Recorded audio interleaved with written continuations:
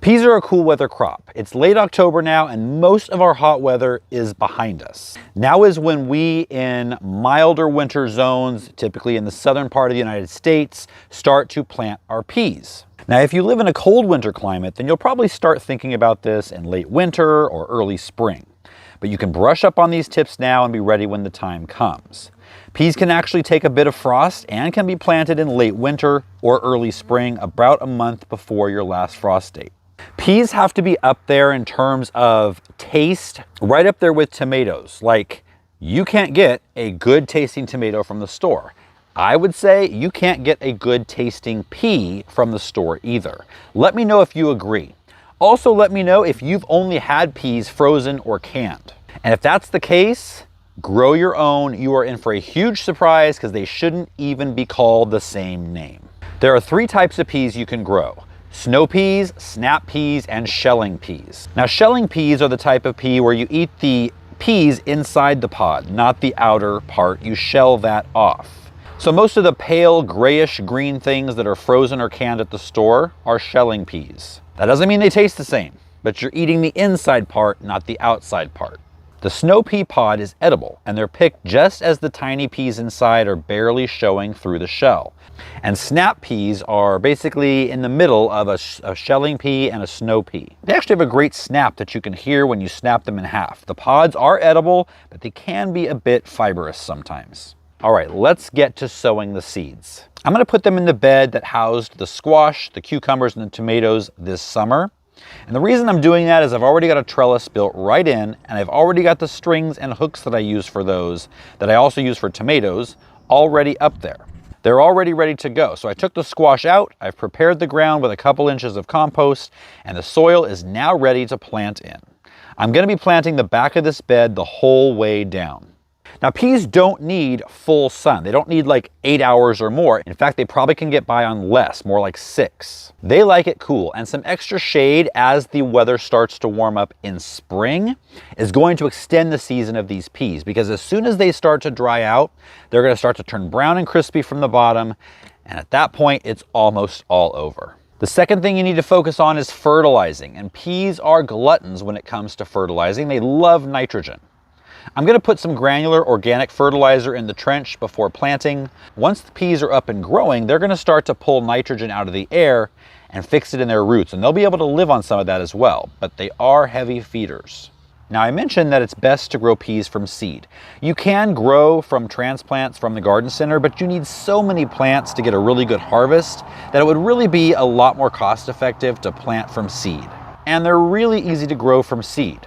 The seeds are really big, so they're a really good crop to plant with kids. And you want to sow these seeds close together. I place 2 every inch or so along a row, and then I put the rows maybe a foot apart. And I just sit them on top of the soil where I can see where they are, and then I'll go back and push them into the soil about a ½ inch to an inch deep. Cover them with soil and water them in well.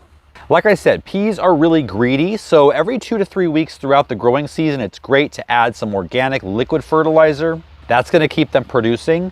Another thing that will keep them producing is to continually pick the peas. Seems like an easy enough thing to do, but a lot of people miss that step and they don't really pick as often as they need to, because the more you pick, the more they're going to produce. Once you stop picking, the plant is going to say, okay, I've made all my seeds, here they are, they're going to set, and I can die.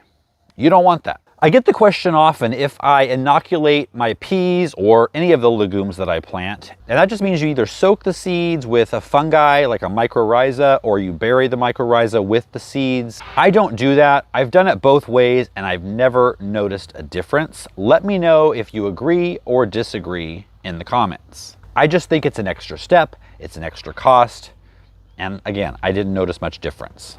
So from the day of sowing seeds till they're about 8 inches tall, they're going to be a prime target for birds. Birds love those new tender pea plants. And so I'm going to be using my new best friend, tulle. You can get this at any fabric store. I got mine at Walmart, and I got black to kind of have it disappear into the garden. This is the material they use for wedding dresses and tutus. You could also cover them with floating row covers or fleece if you have that on hand. Another thing is peas are vining crops, so they need something to climb on. Now, if you plant them in groupings, you can have them grow up a teepee made from sticks, branches, or twigs. If you plant them in a row like me, you're going to need to provide a trellis that's 4 to 6 feet tall, depending on the variety of pea you have. A cattle panel is an easy solution, zip tied to a couple of T-posts driven in the ground. Stick around to the end of the video and I'll show you where you can find the instructions for that. For shorter varieties, you can just cut sticks from other plants that have a lot of branches. That branching habit of these stakes give the peas something to grab onto. Before we moved, I grew mine on my tomato trellis. Since peas grow in the opposite season of tomatoes, I took the bamboo canes and leaned them against the trellis every foot or so on both sides, and the peas covered the entire thing by May. Last year I used the tomato trellis as well, but instead of using the bamboo canes, I just let the peas grow up the strings and hooks that the cucumbers and tomatoes did in the summertime. I'm doing the same thing this year. I just bring those strings down to the ground, secure them with a landscape staple, and those peas will climb right up. They may have to search for the strings a little bit in the beginning, but they will find them and they will grow up and make a nice wall of peas. And my strings are about a foot apart. You don't have to have one string per pea plant. They'll figure it out. Keep them well watered when it's not raining. Continue to fertilize every 3 weeks or so. And in a couple of months, you're gonna have really green, lush plants with tons of beautiful pea flowers and really great, crisp, sweet peas that you can eat right in the garden or take in the house and cook. You can even eat the pea shoots, and those are just the little ends that are growing. They contain the flower buds and maybe a tendril or two, a couple of leaves. You can snap those off and mix them into salads, or they're great stir-fried. That's actually an especially good tip for those of you in cold winter climates. You might have time by planting now to get to the pea shoot stage where the freeze might come before you get to the actual pea stage. And the pea shoots, I'm telling you, are almost as good as the peas. For a super cheap and easy pea trellis, click this video right here, and I'll see you guys next time.